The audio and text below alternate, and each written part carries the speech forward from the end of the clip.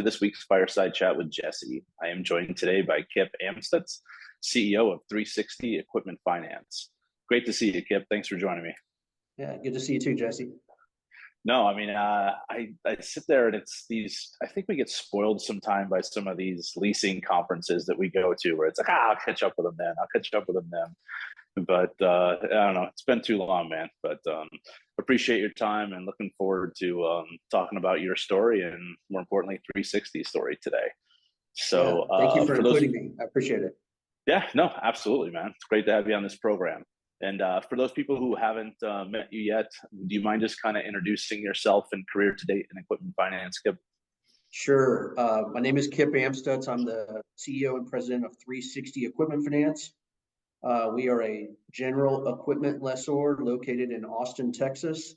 And technically, we've been around since 2001. So we're going into our 20th years of operations. It's fantastic. And have you been at 360 your entire career? Yeah, it's kind of a good story. So I went to Baylor University in Waco, Texas, and I was actually a finance and entrepreneurship major. So I think I'm one of the few people that's actually using what my college degree was in my line of work. Yeah, you don't hear that very often. But I went there and I went and worked in kind of corporate America for 2 years. And then I came back to Austin, Texas, and I worked for an equipment leasing company here that was partially owned by a bank, had a really large agricultural leasing portfolio, had also a commercial leasing for all different types of businesses, and then also had a consumer car leasing division, which was very interesting. So I worked for them for about 3 years. And then there's a story behind that. But in September of 2001, I went out and started my own company. Now, what time in September 2001? Well, it's interesting because I signed my sublease on September 10th, 2001 to sign a 3-year office space lease for a technology company that had gone under. Personally guaranteed it because we were a startup, everything else. And then woke up to what happened on September 11th and thought, what in the world have I gotten myself into? But we're still here. So I guess we made it through that and lots of other challenges, and definitely blessed to be able to be in business for a while. Not laughing at that situation. It's just like you talk about, like, when do you sign a lease? And it's like, okay, can I renegotiate my terms? Yeah, exactly. Or can we just rip that up and pretend like that never happened? You coerced me into it, Yeah, that's right. Baylor, huh? Big 12. Sad to see Texas and Oklahoma go, or a good riddance? I'm sad. Those are really fun rivalries to have, and those are the two big names. So I'm sad, but I think Baylor's positioned itself to where it can be one of the better athletic programs for the non-SEC, non-Big Ten type conferences. So we've got great facilities, good coaches. We're a basketball school now since we had a down year in football this year. So I'm proud to be a fan and a graduate. Yeah, it's the kind of the opposite. Like West Virginia actually had a decent football season and won a bowl game, and now their basketball program with the Huggy, it's really we just flipped. You and I flipped, right? It's like, come on. But the Baylor women have always been good, right? They have. That's good. And they've got a lot of good sports programs, but most people pay attention to football, and then some people basketball. Those are kind of the two main ones, obviously. Sure. I mean, like archery. I mean, or actually, no, it's not archery. It's rifle. I don't know what. I sound really ignorant by saying that, but yeah, that's good. West Virginia's always good at that thing. That's right. Always good. That's right. Always good. So let's dive into 360 if you don't mind. So you mentioned you're a small ticket company. Just want to go a little bit further into the organization that you built. Yep. Yeah, so I think it's worthwhile to back up just a little bit. So this equipment leasing company that I first worked for, I got a chance to do a lot of different things. I got a chance to do collections, sales, manage a few people, build a little bit of a sales team. I got to see the consumer car leasing side, which is Sure. very different than commercial leases. And I got to experience what, agricultural leasing is, because that was a big percentage of our portfolio. The gentleman that was running that company at the time was committing bank fraud. And so the FBI came in and shut the company down. And I wrote a business plan and went and borrowed some money from my dad and hired two of the employees. I went out and started, my own deal. So that was a really unique way of kind of being forced into either go find another job or, go do something on your own. And in hindsight, the people I worked with there, everything really has helped me as I've tried to guide and build 360. So I just think it's worth talking about. Sometimes good things come out of bad things, and that was definitely a perfect example of that. No, it makes sense. That was it like shut down, like in the movie Shut Down, where just people just rush the building, and you're like, what is going on? Not quite as extreme as that, but it was definitely depositions, asking what each employee knew. So there was a lot of that, which is pretty interesting to go through when you're in your late 20s. Sure, I can only imagine. Yeah, yeah. But we'll kind of fast forward. So in 2001, I started a company, and we were basically a broker and a lessor. And what we were able to do is take some of the customers from the previous company, take some of the banking relationships that we had, both local banks that we were able to discount transactions to, and also, your traditional national funders, which at that time, were some like the manifests of the world, kind of giving my age to show how long I've been around. But yeah, we're able to jump right in and utilize their capital to fund transactions for us, utilize local banks to capitalize the ability to discount, do transactions on our documents, bill and service, and kind of create a marketing plan for us. So that's how the business originally started. It kind of merged into, we started holding some of our own paper then after a little while, started taking some residual risk position, started doing a couple other things. And then kind of fast forward to 2010, I was approached by someone about starting a really a subprime leasing portfolio or company.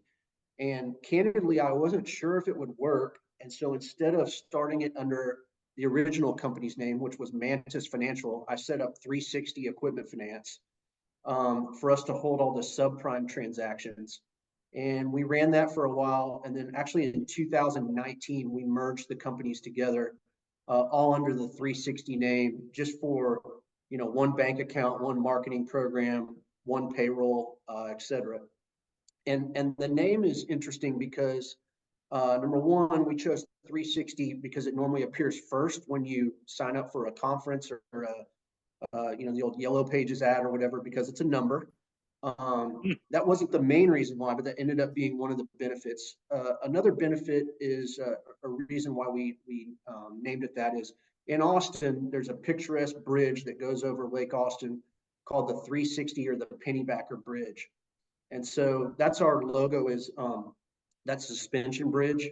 And really Okay. what 360 is trying to do is help people transition kind of from one side to the other, where we fund a lot of subprime credits, and we want to help people rebuild and reestablish credit so that when they get to the other side, maybe they can borrow money, run their business on a little bit more favorable terms. Sure, and it sounds better than Pennybacker. That'd be an interesting name for an equipment finance company. Right. Be like, wait, dollar outs? No, Pennybackers. Yes, like, that's right. Doesn't make any sense. That's right. But that's interesting because I remember looking at your business card and seeing that bridge. Yeah, brought that full circle. That's right. That's right. So, what are your thoughts on going from a traditional broker to actually holding like residual positions and, now it's your book? Yeah, I think it was really exciting for us. Kind of the progression that a lot of people that I've met in the leasing business have gone through. And so, I kind of back it up to, you have a transaction, you send it to a funder and you think, man, that rate's too high. And then you start thinking, wait, maybe I should fund that because I've met the customer, I've been out to their Sure. location, I know the equipment, whatever the different variables are. So we literally just started kind of cherry picking, and it's just grown into on the prime side, we hold some of the paper, but we end up either brokering or discounting or selling some of it off. And on the subprime side, we hold every transaction that we've ever funded since 2010, and we've never sold one of them. So we've come a long way from the first broker deal that we did back in 2001. Yeah, it's an interesting thought concept, right? I mean, being a third party servicer for a little bit in my career, you're selling the idea of, hey, it's okay. We'll take care of your relationship that you've invested in. Don't worry about it. We'll handle that. Right. And not to say that the major funding sources who just buy aren't capable of providing a good customer experience. But at the end of the day, those are your relationships. Yeah, very true. And so, I think one thing that's pretty interesting is on the prime side, which is what I call more bankable transactions, we have an internal sales staff. 90% of those transactions are with Texas-based companies. We're maybe a little bit arrogant here in Texas, but we like to think we're kind of our own nation. And so we have found that Texas-based businesses love to do business with other Texas-based businesses. You have Austin, San Antonio, Dallas, and Houston, which are four major cities with a lot of business that's running through them. So on that particular side, we have an internal sales staff that we focus on end user, we focus on vendor, and we focus on repeat and referral business. And that's how we basically built that model. On the other side, the subprime side, it is all 100% broker originated. So, I think one of the big things that separates 360 is that we have a broker protection program in place where if a customer contacts us directly, we immediately let the broker know. We'll run with the transaction. We always pay them a commission on it for the life of the deal, no matter how long ago that they funded a transaction with us. I think that's really important because it gives us a position of integrity within the industry. I know as a broker, when I first started, I know, a group that will remain unnamed that is a top 10 monitor independent leasing company. And we funded a transaction for a customer and ran into exposure where we couldn't do anymore, and then brokered significant amount of business to them. And then they stepped in and did a $300 million transaction with that customer as they grew and completely cut us out of it. So I've been on both sides of it, and I know how that feels, and it doesn't feel good. So Sure. we are very, very focused on making sure we protect our brokers. No, and that trust goes a long way. So kudos to you guys for having that stance, Kip. And yeah, I'm trying to think of that word. It's can't really nationalistic approach, but I've found that in this space that people like to do business with local companies. For sure. And you have certain states like Minnesota, for instance. Yeah. I think you can find a company there that literally does everything, software Yeah. to servicing to you name it. Yeah. Yeah. You're right. But that is interesting. So you guys just in Texas from a resource perspective? So on the prime side, the bankable side, 90% of our business is in Texas, just because of the vendors and the local Sure. relationships that we have. On the subprime side, we have funded deals in 47 out of the 50 states. And I think per our last meeting, we're in 44 out of the 50 states right now with some sort of exposure. Okay, that's awesome. And then from an employee perspective, do you have remote employees throughout the country? Yeah, great question. So we didn't used to, and I had to open up my mind to not having everyone in the office every day. I tend to be a little bit old school with that, but we currently, I wrote this down. We currently have our main operating location in Austin, where most of our people are. And we allow people to do a little bit of a hybrid remote from Austin if that works for their job responsibility. Sure. Our COO lives in Minnesota, small enough world, and she travels back and forth to Austin once or twice a month. Our collections manager lives in New Hampshire. We were able to find him, and he's doing a fabulous job for us. And then we have a remote employee in the Dallas-Fort Worth area. Okay. So yeah, we've kind of expanded our horizons and realized that there's some great talent that is not located in our main city, but we found a way to make that work. Yeah, and kudos to you for opening up. I mean, it's tough. I mean, It is. I've been a remote employee since 2010, Yeah. and you kind of always feel like you're on an island, and you're just kind of like, okay, how do you go get the culture? I mean, especially with a Texas-based company and how passionate you guys are about business. How do Yeah. you maintain that culture? I guess, Kip, with having Well, even though it's a handful of remote employees, but if you're offering a hybrid environment, which is almost like the sign of the times, really. yeah. So yeah, I think it's really difficult. Now, if anyone can tell me exactly how to do it, I'll give you my contact information. Couple of things that we've done. Number one, we have a once a month company meeting. Attendance is mandatory, even if it's via Teams or Zoom. And we just try to involve everyone on letting them know what is going on in other aspects of the business. I think a lot of people get focused just on their one particular area that they're working in. So it gives everyone a chance to share. And we really try to highlight our successes and talk about what our challenges and goals are so everyone is aligned. Um, we also bring in remote employees when we can, and we really try to do that once a year. We've had a couple exceptions to that. We just had a Christmas party in December and had every employee attend, no matter where they're located. So we brought them all in. It's a great chance to do some team building, and so we've done that. I think another thing that we've done is we try to have quarterly company outings for the people that are located here. And if you're not located here and you're going to come into Austin, we try to, schedule that at the same time so that everyone can just get to know each other a little bit more on a personal level, Sure. et cetera. We do some other little things like at the beginning of every meeting, we have an icebreaker that we talk about some crazy question that kind of puts everyone on the spot, makes you answer, and kind of sets up a little bit of vulnerability for people to just, talk about something besides work.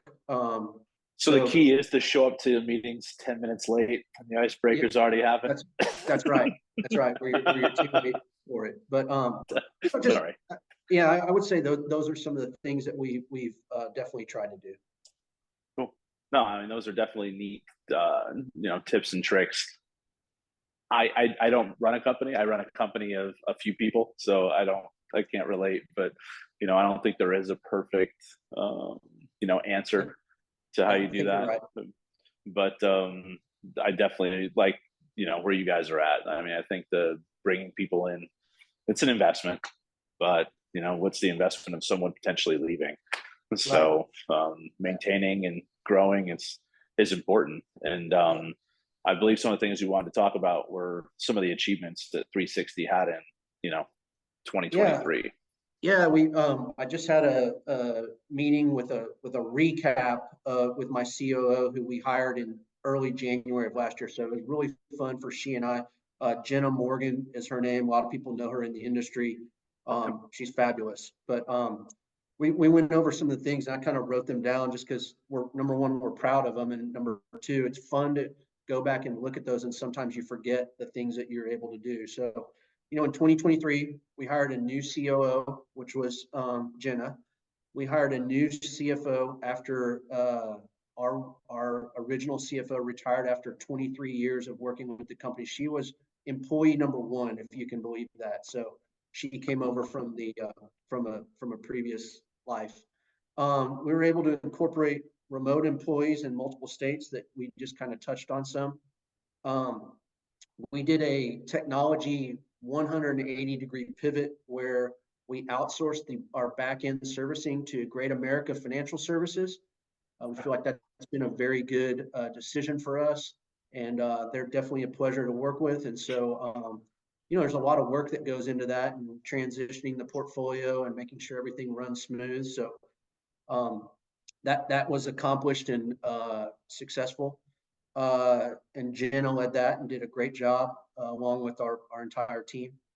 We also had a custom front-end system built in Salesforce by a company called Fullscope randomly out of San Antonio. So, the Texans like to do tech business with other Texans. Yeah. And so that's been, that's a fluid project. I mean, we're continually working on it. We're in phase 2 iteration of that. Every day and week, we have a project manager that is, building new things or requesting new things or Sure. tweaking things to make things more efficient. So that's definitely a big undertaking. Another thing that we did that's I think I've read a lot about in our industry is we really worked on data security, cyber security. I think a lot of companies that are smaller have limited budgets on that, and Sure. we definitely put some resource behind that. And I feel really good that we've taken, a lot of precautions to really protect our customers, our brokers, and our database. And then I think a lot of people take that for granted until they can't take it for granted anymore. For sure. That's definitely. And then the last thing that we're pretty excited about is we're rolling out 2 new credit tiers in 2024. We have some new programs. We've gone, 100% digital, unless we can't because of a DMV issue on a titled equipment with, an antiquated state. So we've really embraced technology, and I give a lot of that credit to Jenna and our team to challenging me to get out of my blinders and look at new options.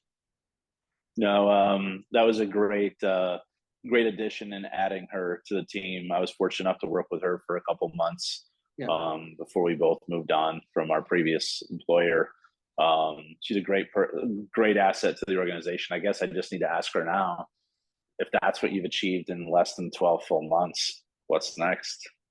Yeah, well, there's a lot that's next. And so when we do the next Fireside chat, I don't know how long, if you'll ever want to do one with me again, but if you do, I'll be able to give you an update on what else we've been able to accomplish since this one. I just like to look at her face when I'll ask her that question, because she's capable of doing it. Yes, so. That's right. That's right. So I guess one of the questions I want to ask, like starting your own equipment finance company and going on almost 23 years to 23rd, well, almost, right? September 10th. Yeah. Any lessons? I mean, I'm sure you have many lessons learned, but I guess what are the top few that kind of come to your mind, Kip? Well, I've got a lot of them. The first one is I would need to thank my father. He's no longer involved in the business, but without him, I couldn't have done it. He believed in me. He believed in my business plan, and he's a really, really wise person who is a great mentor to me. And so without him, I wouldn't have been able to do this. And I definitely am thankful for him for that. He and I have an amazing relationship. He's got some current health issues that don't allow him to work here anymore, but I think that would be one thing. I think the other thing that I learned is to try to manage people and just invest in them and just treat them like you would want to be treated. I know that's kind of easy to say, but I would think that most of the people that have worked here or currently work here would say that this is just a nice environment. People are respectful. We definitely want to get things done, and we definitely push people to excel, but we do it in a respectful way. And I think that goes a long way just in trying to build a reputation, whether it's a personal reputation or a business reputation. Um, and so I think there's that. And then the last thing that I wrote down is just, man, I've got some amazing mentors. I have to kind of give a shout out to them. Um, you know, I think we'll talk next about some of the associations that I've been involved with, but I used to be a member of a thing called the One World Leasing Cooperative for people that have been around for a while. And it was about 28 businesses that were all different sizes that we kind of would get together and pool our ideas and try to get better funding or better legal representation or lower costs for doing things. And although the co-op, it ended up not being around or in essence failing, I made some amazing contacts through that. And what came out of that, and this is kind of corny, but there's a group that we still have. It's called the Amigos, is what we named it. And there's 5 members of it. And we've gotten together every year at least one time for the last, I think it's 8 or 9 years. And we come in and it's a just kind of full disclosure. You can ask whatever you want. We talk about compensation. We talk about risk. We talk about policies on what we're doing, and everyone just really shares openly. And that group has been amazing to me. They're the guys I call when I have a question that I want to get some other opinions on. They're just great guys. And candidly, there's 5 of us, and 3 of them sold their companies within the last 5 years, and they still come to the meetings. They're still involved. And so those are kind of my leasing sounding board that I know that I can go to and ask questions, and they're wise and they have integrity. And so the mentors have been amazing for me. Sure. And I'm sure some of those people you probably compete on some opportunities with here and there. And that's just kind of the nature of this industry, which I found. We do. I mean, you definitely do to an extent, but I would say that the benefits that I've gotten out of that versus any Absolutely. of them getting some idea that we're using far out. Oh yeah, no, where I was going with that, it's like you sit there across the table from someone in a conference and it's like, you got me on that one. It's like, yeah, well, you got me on that one like a couple months ago. There's enough to go around. So people, people, and it's not like it's it's just the amount of information sharing that I've come across in equipment finance in my 19 years now. It's remarkable, and obviously I'm biased because this is pretty much the only industry I've been in my career. But from what I hear from people who are traditionally outside, it's not something that you get everywhere. I think you're spot on that. So from I want to say our paths probably crossed at a UAEL or EAEL event sometimes in the mid 2000s, dating both of us. But what have the trade organizations meant to your, I guess, professional growth, KIP and 360's growth? Yeah, well, it's great. So I think we've gone through the progression that a company goes through as they try to grow. So, been an AACFB member, back used to be NAELB, may have even been something else before then. Now for a long time. And really what that does is that helps solidify some of our broker relationships. It's a great chance to go and see a number of brokers that trust their customers with us, send us transactions. And so we try to support that organization because they've been great for us. And so we try to go to, for sure, the 2 meetings that they have per year, the 2 conferences, and then support them and participate them.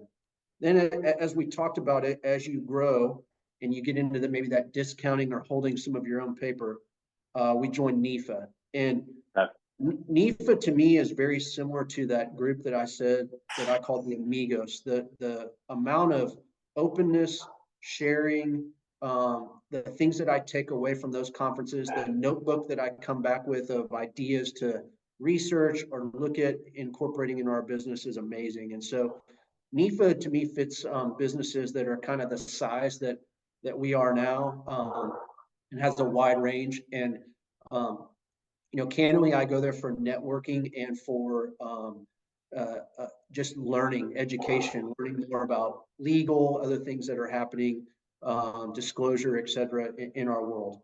And then we just recently joined ELFA. We're definitely one of the smaller players in there.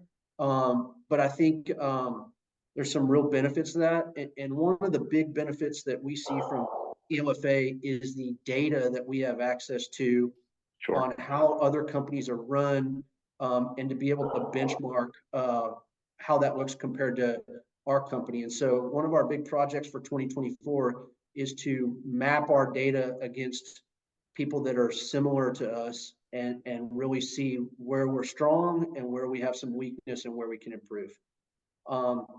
Then the final thing that I've got to give a shout out to is the CLFP. I remember taking the test at the old Bank of the West headquarters in Walnut Creek, California. I met some great people studying for that. But I still have people say, well, what is CLFP? I've got it on my business card. I still have people ask that. We actually had a meeting here where we're trying to push our employees to study for that, and to, kind of walk out to the plank and take the test and see how they do. But I think it's a great organization. I think it's grown tremendously. And I think it's a great crash course in all the different facets of equipment finance that anyone that takes it, I've never met anyone that says, I wish I wouldn't have done that. Sure. We'll have to make sure we tell Reed that you gave her a nice plug too. Okay. Sounds good. Sounds good. Awesome.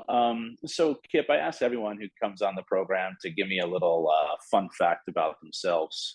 So what kind of makes you tick outside of being at work in equipment finance? Yeah, well, I love to play golf. Not really all that great, but I love to play golf. My son is a junior in high school, and he's a really good golfer, and he's started beating me pretty regularly now, unfortunately. So I love golf. I normally walk the course, so I get exercise, carry my bag. It's a great way to just kind of clear your mind and be in nature. So that's one of the things. And also it allows you to not take that muscle up and take that shot. It's going to make you walk. That's right. A half a mile in that direction. That's right. It's all about control. Sorry. But that would be one thing. And then I think the other maybe fun fact is I played tennis in college. And so I definitely grew up my whole life just playing tennis, going to tournaments. I think that gave me some of the work ethic that I currently have, and maybe some of the focus that I have. And so that was a fun experience to get to play college tennis for 4 years, and meet a lot of people from all around the world. A lot of my teammates were from other countries. And so I think that opened my horizons a lot, just to the world, and not necessarily the bubble that we sometimes live in. So what are your thoughts on this whole pickleball craze, being a tennis guy? I've started playing it some. It's pretty fun. I'm not gonna lie. It's a lot easier on an old guy like me than tennis is. You don't have to quite run as much. I sit there and it's like, I hurt myself last year playing dodgeball with my son at one of his friend's birthday parties. And I'm like, God, I guess I am getting old. And then I see all these like tryhards playing pickleball, and I'm like, chiropractors must be loving this right now. I think chiropractors and orthopedic surgeons. Yeah, that's great. So Kip, outside of tennis, what else do you do? Or I guess it used to be tennis, now it's golf. I can't imagine getting beat by my kid. I'm sure it's going to happen. I mean, he plays baseball year round. We're in Arizona, kind of like in Texas. I'm sure you play year round. And now when we throw the ball, he definitely throws harder than I do. And I'm like, come on, man. It's sad. I've definitely had to eat some humble pie for sure. Yeah. But outside of doing that, what else are you kind of passionate about in the local community? Yeah, I think, besides the norm of, your family and other things that are by far the most important, your faith, et cetera. There's a couple organizations that I'm involved in that I'm pretty passionate about. The first one goes in right hand in hand with my love for golf, which is the First Tee of Greater Austin. And the First Tee is a national organization that has local chapters all over. And really, what it does is it introduces the game of golf to children or people from socioeconomic backgrounds that might not have the ability to go out and play golf because of the cost of it, the cost of clubs, the cost of green fees, everything else. So First Tee does that. It's an amazing organization. And in addition, it teaches the kids 9 core values that help them to be more successful in life. So the statistics are eye-popping when it comes to kids that are in the First Tee program and graduating from high school, earning college degrees, et cetera. So that's an organization that's near and dear to my heart. Second one is an organization called Global Child Advocates. And what it does is it has locations in Thailand, and it helps with human trafficking. I think anyone that has children and thinks about their children being taken away from them and sold into some sort of situation that's not what they thought it was is horrible. And so I've been fortunate to be involved in that for about 10 years. And the organization has an orphanage. It has a jewelry making facility over there that allows single mothers to earn an income that allows them to keep their children with them, as opposed to being preyed upon by people who say, I'll take your kid and send them off, and they'll send money back, and then they end up never hearing from their child again. So it's an amazing organization. And those are two that I'm definitely passionate about. I do a couple other things. I'm on what's called a Men's Golf Association handicap committee, which tries to preserve the integrity of golf by turning in your score properly. And come on, isn't that? That's been a fun thing that I'm just messing with you, man. It's like, come on, you gotta. What is it? The Caddyshack winner rules. That's right. That's right. But that's been a fun thing to learn about and learn some of the things that are going on within the golf world. As I've told you, I have a lot of passion for golf and for sports. So those are just 3 things that come to the top of my head that are kind of near and dear to my heart.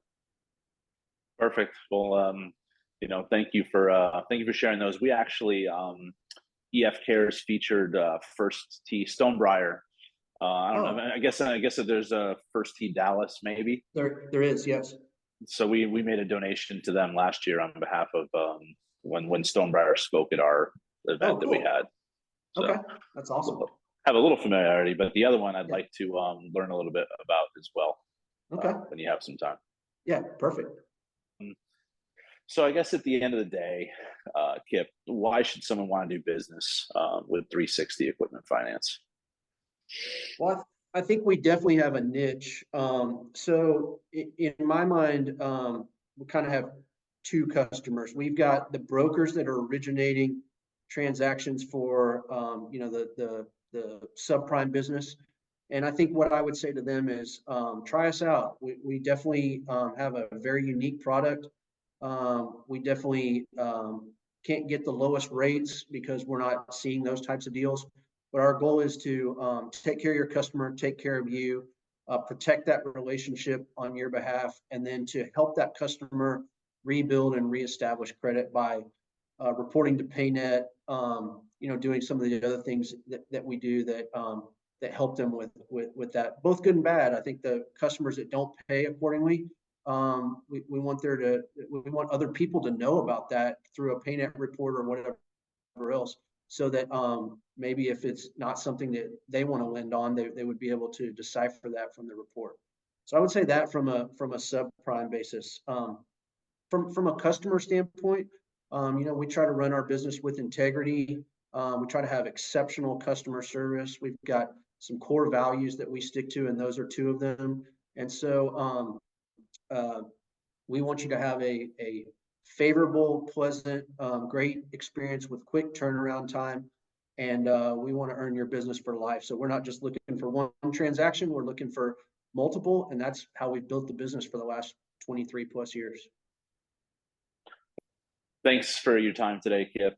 Appreciate you sharing your story and talking about 360 equipment finance. I mean, 23 years, that's impressive. So keep up the good work, and we'll have to make sure we check back. I mean, if you guys did all that in 12 months, we'll have to make sure I set a calendar reminder to follow up with you a year from now. Yeah, I'll be ready. Thank you again for having me, and thanks for doing this. I think it's a great product. Awesome. Thanks, Kip. Talk to you soon, sir. Appreciate it. Bye. Bye. Bye.